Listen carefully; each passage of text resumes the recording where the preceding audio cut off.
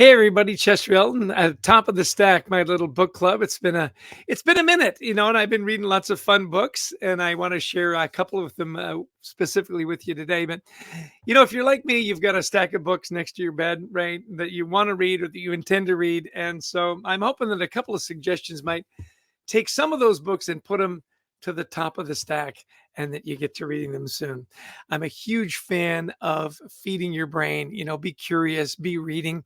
I'll tell you one of the reasons I wanted to do this little book club is when I was in university, one of my professors, I took this great class. It was a history class called The History of the World.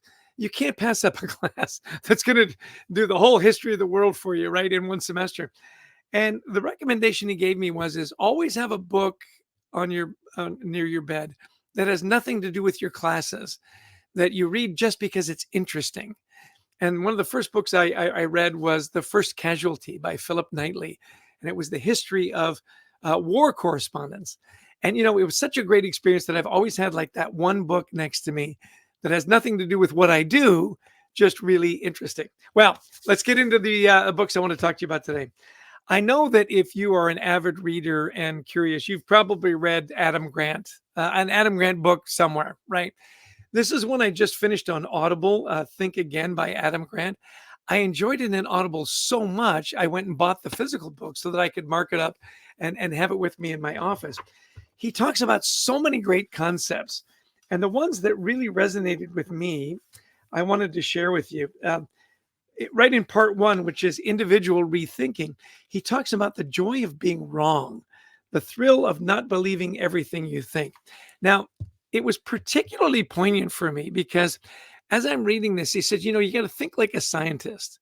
And when you make a mistake, you should joy in being wrong because that gets you closer to the solution, right? Now, we kind of know that intellectually, and yet emotionally, when we're wrong, it can be devastating.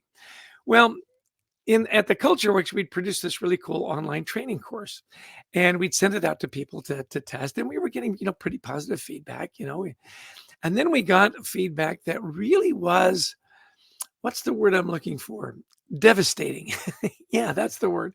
It was devastating. I mean, it was really, and by the way, as we read it, we could see, yeah, we could see how you could come to that conclusion.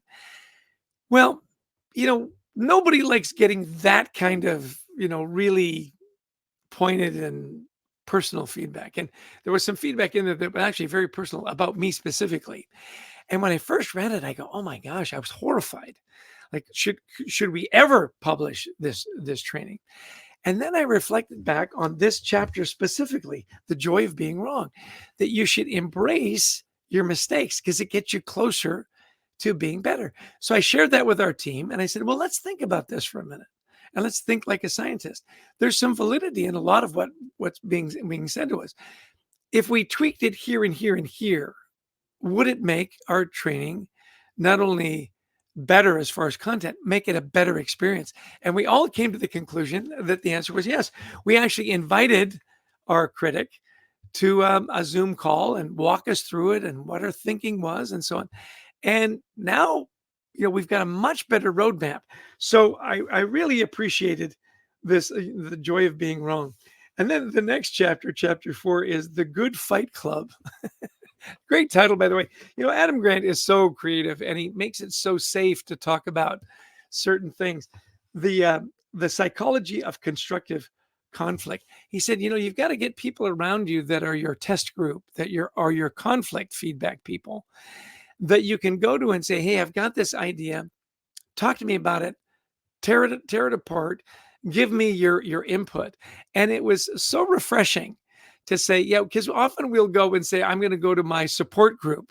They're going to tell me everything's great." Go to your conflict group. Are they talking to you about what really matters? And do you trust their opinion? Well, later in the book, he talks about teaching students to acknowledge, to question knowledge. He's a professor. He's got all kinds of classes. And he says, this has really taught me to teach differently and get my students to question what we're sending them. He said, one of the things he did, which I thought was so delightful, he says, is I gave them an old textbook that clearly had things in it that were wrong and wondering if they would challenge me, right? And create that environment where you can say, "Hey, wait a minute, don't think that's right. I don't think that's right. And let's talk about why you don't think it's right, right? This idea of questioning and learning and moving forward. Well, Think Again by Adam Grant. Put it on your list, whether you get it in Audible or you get the physical book. It's really a way to think a little differently, to go back and say, hey, is that right? And can we have conversations where we say, listen, I think you've got some great concepts there. Closing with this great story of your critical group, your feedback loop group, talks about an artist that the first drawing, I'm trying to remember what it was. It was an animal. It was like a horse or something like that. Read the book. You'll correct me. And that it was okay. It was very much kind of like a stick figure, really, almost one of those games you play, where you draw it up, Pictionary. So went to the feedback network, the critical group, and they said, well, we like what you did here. What if you tried this? And then the second iteration of the drawing came out, and then the third, and then the fourth, and then the fifth. By the sixth iteration, it was a butterfly. Yeah, it was a butterfly. It was beautiful because, the different iterations, I think you're ready to color it in and put designs on the wings and make the wings match and so on and so on. Said, and by the sixth iteration, it was really quite a beautiful piece of artwork.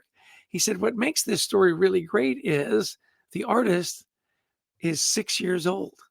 So starting early with asking for this feedback loop, just a lovely story about, hey, get people giving you ideas. Think again, think again, and think again. Lovely book.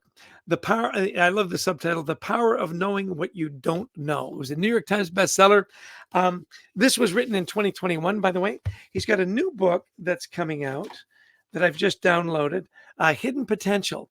I heard an interview with him on a podcast. That's kind of my next Adam Grant book.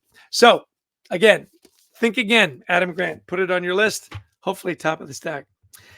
The second book that I want to talk to you about is just a delight.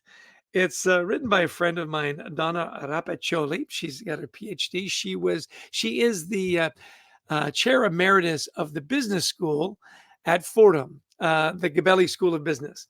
She and I have worked together on various projects over the years, and she wrote this delightful book, When Life Gives You Lemons, Throw Tomatoes. It's a great title. Lessons in Life and Leadership. It's a cookbook. It's not just a cookbook, though. And this is where I think you'll find this really fun. She grew up in the Bronx, Italian descent, and grew up in one of those multi-generational kind of neighborhoods and homes where, her grandparents were close by, and aunts and uncles and cousins. And, I lived in Italy for a couple of years. And if you've got Italian friends, food is just such an important part of life in general, right? The recipes, the gravies, and so on. And so she's divided the book up into all these different recipes and lessons in life. Make lemonade, this is really kind of fun. This is recipes that have lemons in them, right? Shrimp cocktail, lemon corn syrup, garlic paste, lemon crumb pie. And what she does is she doesn't just give you the recipe. She talks about the life lessons around lemons as a leadership. She was in a business school, right? Creating the business leaders of tomorrow. And she shares stories, right? Where is it? Chapter 6 is my favorite chapter. It's called What's Up, Doc? It's all the recipes around it's all the recipes around carrots, which of course, we wrote the carrot principle is my favorite. It's so interesting that she talks about life lessons, right? Her affinity for Bugs Bunny, what's up, Doc? And the different recipes. She's so interesting. She talks about the family rabbit. They bought a rabbit as a pet. And of course, if you've watched Bugs Bunny as a kid, you think rabbits eat carrots. Actually, rabbits don't eat carrots. She said we were trying to feed him all these carrots and he wasn't eating much. And so they went to the vet and so on. Well, this heartwarming story about this pet bunny is she said, I never really wanted to own the bunny. It was given to us as a gift. And so, we're trying to figure this all out and figured out, how to feed the bunny and make the bunny happy in the cage and the whole bit. And she said, well, we had to go on holiday. And so we asked, a relative if they'd watch our bunny, right? And they dropped him off. And I love this about Donna. And she says, and we never picked him up. She goes, I kind of feel bad about that, except the fact that the bugs probably had a better life with someone who really knew how to care for a rabbit. And the life lesson is you can't say yes to everything. You can't say yes to everything. We said yes to this bunny, and then it was all this and all this stuff and the cages and the food. The leadership lesson is, as a leader, we want to be pleasers. We want to be problem solvers. We want to say yes to everything. You can't say yes to everything. So if you're looking for some great, and a lot of these recipes are their family recipes from her grandma and so on. When Life Hands You Lemons, Throw Tomatoes. It's a delightful book. Make sure you read the chapter on carrots and the life lessons and leadership lessons that go along with the recipes. When you're cooking, you're having fun. When you're eating, you're having fun. Think about the food and how you prepare it and those leadership lessons. So thank you, Donna, for this delightful book. I ordered a copy for my kids and I sent it all off to them. They should all be better cooks and learn better life lessons. So those are the two books that I hope will go to the top of your stack. Adam Grant's Think Again. Donna Rapaccioli, When Life Hands You Lemons, Throw Tomatoes. As you might guess, in Italian cooking, there's lots of tomatoes, which I love. And then lastly, I want to just give a quick plug for our latest book. It's not really a book, it's a journal. The Gratitude Habit, a 90-day journal to a more grateful life. It won't be on Amazon until March. You've got to go through all those processes and so on. But if you go to our website, thecultureworks.com, there's a link to our wonderful publisher, Amplify, and you can order your book now. It's daily rituals on how you start and end your day with gratitude. The feedback that we've gotten from people that have started to use it already has really been encouraging and wonderful. So a little bonus book after the bonus book, The Gratitude Habit. Well, listen, I hope that you are reading. I hope you're feeding your mind. I hope you're curious and that you're looking for titles to kind of stretch yourself a little bit, whether it's on the creative side, or maybe it's historical fiction, or maybe it's a book that's just going to give you your next really great family recipe. Challenge yourself. Have something on the top of the stack that's maybe nothing to do with what you do in your work, just something that'll make you curious and keep your mind engaged. Well, that's my story and I'm sticking to it. I hope that one of these books will make it to the top of your stack of books that make you just a little more curious, just a little more smarter, and maybe a little more interesting to your friends. Take care. Have a great week. Cheers.